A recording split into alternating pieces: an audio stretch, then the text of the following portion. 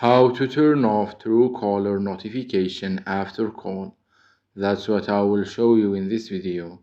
But before we begin, make sure to subscribe to the channel and ring the bell to get notified whenever a new video is posted. With that said, let's get started. So the process is very easy and simple. Just follow these steps. Go ahead and open up Truecaller. Once you do that, click on the three dots at the top right. After that, click on Settings, and here, click on Caller ID.